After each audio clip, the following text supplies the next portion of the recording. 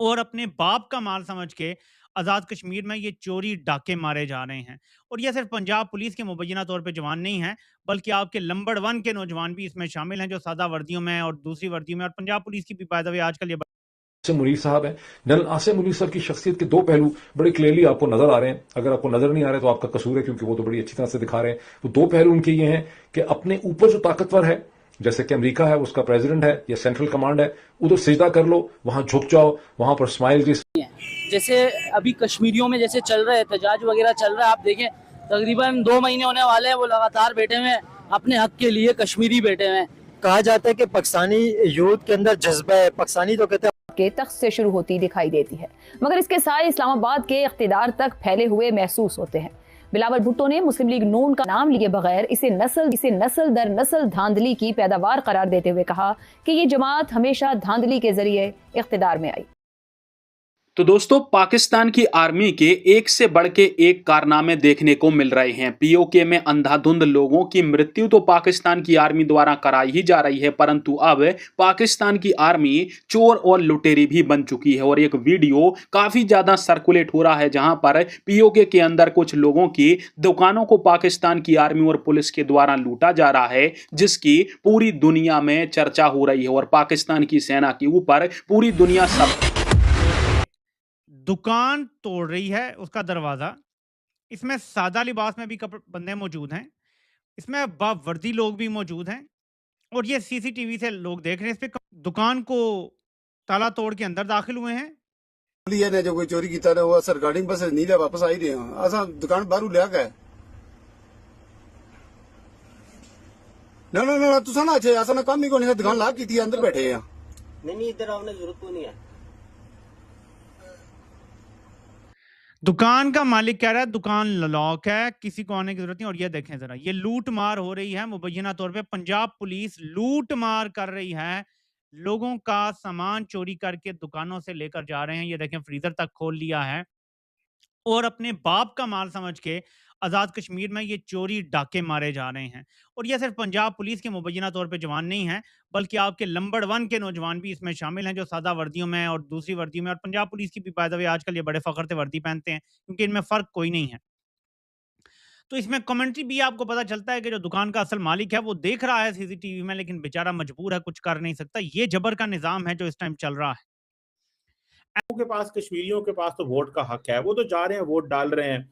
लड़ाई झगड़े ऊपर नीचे चीजें, मसले मसाइल हर जगह होते रहते हैं। तो आपके कश्मीर में तो आप लोगों ने तो उनको हक ही उनसे छीन लिया था।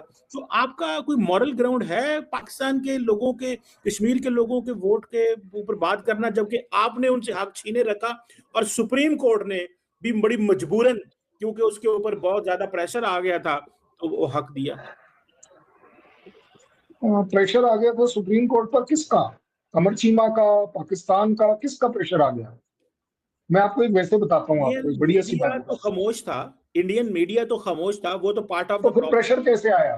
तो प्रेशर कैसे आया? सुन तो लेना, जो राइट्स होते हैं, ऑपोजिशन होती है, उनका प्रेशर था सुप्रीम कोर्ट के ऊपर कि आप, ठीक है आप प्रो मोदी हैं, पर इतने भी प्रो मोदी ना हो कि कानून ही तबाह बर्बाद कर दें। वो जो कांग्रेस के प्रेशर पे।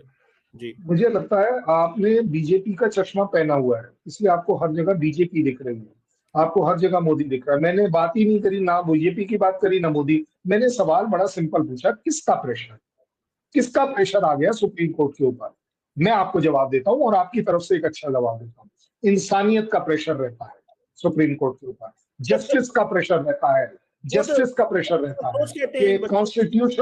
कॉन्स्टिट्यूशन का प्रेशर रहता है सुप्रीम कोर्ट के ऊपर, जो डिसीजन दिए जाते हैं। और इन तीनों ही जगहों पर ना तो पाकिस्तान में सुप्रीम कोर्ट है, और ना ही कहीं कोई गवर्नमेंट है, और ना ही कहीं कोई कॉन्स्टिट्यूशन है। फिर भी आपने जो बोला है उसको एक अच्छी इंटरप्रिटेशन की जा सकती है। आपका कहना है, क्योंकि अभी अभी आपने कहा है कि मोदी साहब ने वोट इसलिए नहीं कराया क्योंकि वो हार जाएंगे। भाई साहब, सरकार तो आज भी उनकी बीजेपी की नहीं है, आज भी सरकार बीजेपी की थोड़ी ना। नहीं तो फारूक अब्दुल्ला साहब नेशनल कॉन्फ्रेंस के हैं। नहीं, तो आपकी बात तो डिस्प्रूव हो गई ना। मेरे लिए ज्यादा जरूरी ये बात है कि मैं आपको सही रखूं। पाकिस्तान की आईएसआई गलत हो जाए, पाकिस्तान की आर्मी का एजेंडा चलता रहा है, नरेटिव चलता रहा है, बड़ी अच्छी बात है।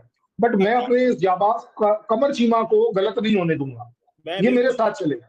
मुझे बिल्कुल मैं जारी बात है, आपको पता है हमेशा हक और सच की बात करता हूँ। मैं तो सिर्फ इतना कहा, जैसे अभी कश्मीरियों में जैसे चल रहे एहतजाज वगैरह चल रहा है, आप देखें तकरीबन 2 महीने होने वाले हैं, वो लगातार बैठे हुए हैं अपने हक के लिए, कश्मीरी बैठे हुए हैं। कहा जाता है कि पाकिस्तानी यूथ के अंदर जज्बा है, पाकिस्तानी तो कहते हैं हमारे अंदर बहुत ज्यादा जज्बा है, आप कह रहे हैं कि जज्बा ही नहीं है। जज्बा है तो फिर बाहर क्यों नहीं आ रहे? आप बता दो, इस सवाल का जवाब आप दे दो। अगर इतना ही जज्बा है तो बाहर आ जाओ भाई।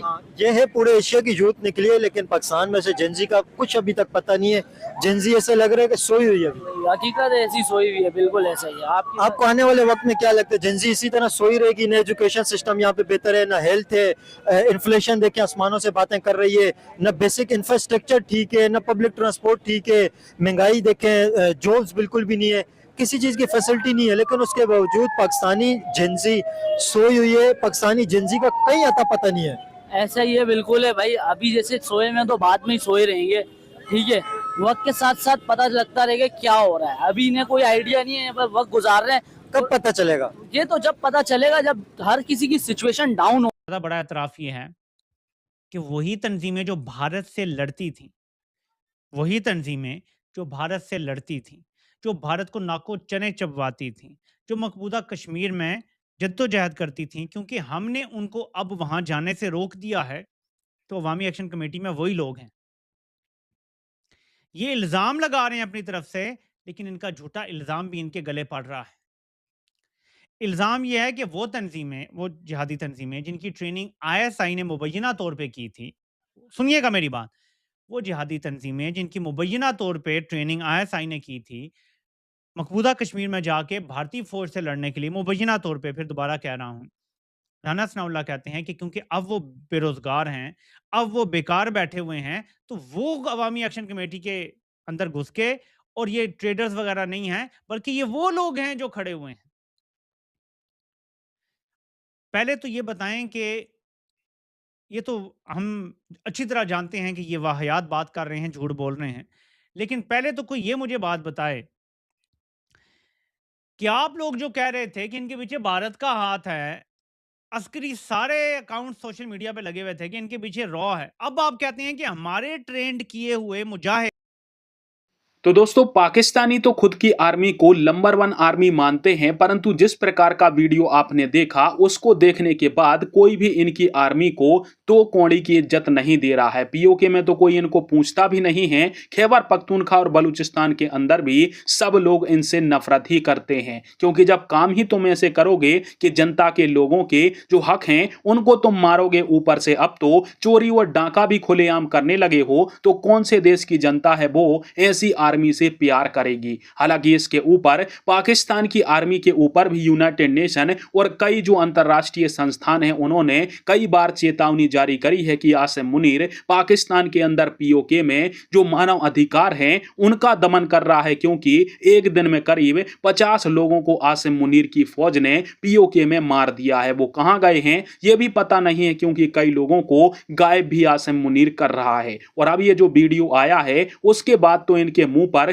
पूरी दुनिया थूक रही है कि कैसी आर्मी है, कैसी इनकी पुलिस है, कि जनता की जिस शौफ को इनको रक्षा करके रखाना चाहिए था, उसी के ऊपर ये लोग अटैक करके उसका सामान चुरा रहे हैं। वो तो सीसीटीवी कैमरा वहां पर लगा हुआ था, जिससे सारी घटना रिकॉर्ड हो गई, अन्यथा पाकिस्तान की आर्मी इसके ऊपर भी फेस सेविंग कर लेती। हालांकि इनकी ये घटना सबके सामने आ गई है, तो पाकिस्तान के लोग ही अपनी आर्मी के ऊपर भड़के हुए हैं कि कैसे लोग हैं जो हमारी रक्षा के लिए हमने लगाए हुए थे, वो ही हमारी जो दुकान है उनसे सामान लूट लूट कर भाग रहे हैं। पहले इनडायरेक्टली ये पैसा